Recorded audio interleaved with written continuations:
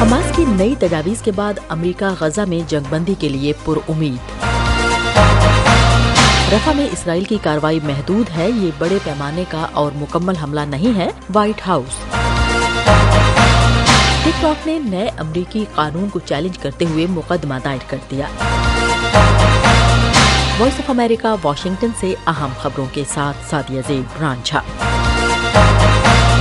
Hamas نے اسرائیل کے اعتراض کے بعد غزہ جنگ بندی سے متعلق نظر ثانی شدہ تجویز پیش کر دی ہے، جس کے بعد امریکہ فریقین کے درمیان جنگ بندی کے لیے پرامید ہے۔ اسرائیل، حماس، امریکہ، مصر اور قطر کے وفود نے قاہرہ میں جنگ بندی سے متعلق مذاکرات کیے۔ حماس نے 3 مراحل میں جنگ بندی کی تجویز قبول کی تھی، جسے اسرائیل نے مسترد کرتے ہوئے کہا تھا کہ تجاویز میں بہت نرمی ہے۔ وائٹ ہاؤس کے ترجمان جان کربی کے مطابق حماس نے نظر ثانی شدہ تجویز پیش کی ہے اور نئی تجویز میں خلا کو پر کیا جا سکتا ہے۔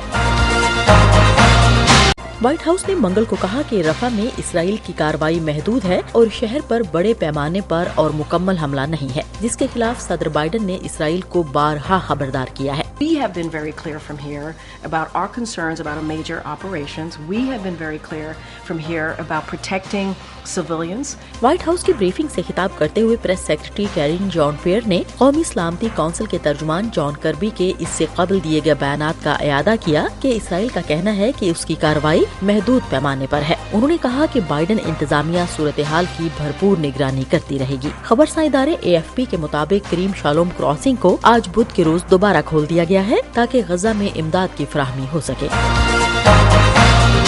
ہم وائس آف امریکہ واشنگٹن سے آپ سے مخاطب ہیں۔ حماس کے سینئر اہلکار اسامہ حمدان نے منگل کو کہا کہ عسکریت پسند گروپ فوجی دباؤ یا دھمکیوں کا جواب نہیں دے گا اور رفح کراسنگ پر کسی قابض قوت کو قبول نہیں کرے گا۔ انہوں نے بیروت میں نامہ نگاروں کو بتایا کہ فلسطینی تحریک مزاحمت کو روکنے کے کسی اقدام یا فوجی دباؤ یا جارحیت میں اضافے کے تحت یرغمالوں کے تبادلے کے معاہدے کا جواب نہیں دے گی۔ حمدان نے رفح بارڈر کراسنگ پر اسرائیل کی دراندازی کی بھی مذمت کی اور کہا کہ یہ بین الاقوامی قانون کے تحت محفوظ شہری سہولت کے خلاف سنگین جرم ہے۔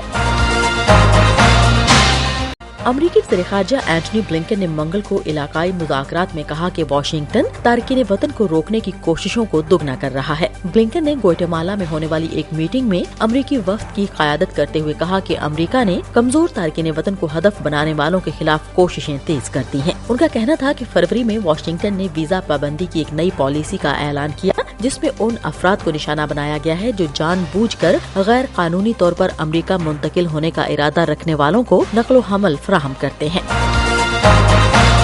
اور ٹک ٹاک اور اس کی چینی پیرنٹ کمپنی نے منگل کو اس نئے امریکی قانون کو چیلنج کرتے ہوئے ایک لا سوٹ یا مقدمہ دائر کیا ہے جس کے مطابق امریکہ اس مقبول ویڈیو شیئرنگ ایپ پر اس وقت تک پابندی عائد کرے گا جب تک کہ اسے کسی منظور شدہ خریدار کو فروخت نہ کیا جائے۔ ٹک ٹاک نے اسے غیر منصفانہ اور آزادی اظہار پر ایک حملہ قرار دیا ہے۔ اپنے مقدمے میں کمپنی کا کہنا ہے کہ نیا قانون ٹک ٹاک کو مبہم طور پر قومی سلامتی کے خطرے کے طور پر پینٹ کرتا ہے اور اس بات کا کوئی ثبوت نہیں کہ کمپنی سے کوئی خطرہ لاحق ہے۔ اس قانون میں پہلی بار امریکہ نے کسی سوشل میڈیا کمپنی کو ممکنہ پابندی کے لیے منتخب کیا ہے۔ صدر جو بائیڈن نے ایک بڑے غیر ملکی امدادی پیکج کے حصے کے طور پر اس قانون پر دستخط کیے تھے۔ امریکہ کے محکمہ انصاف نے منگل کو اس مقدمے پر تبصرہ کرنے سے انکار کر دیا۔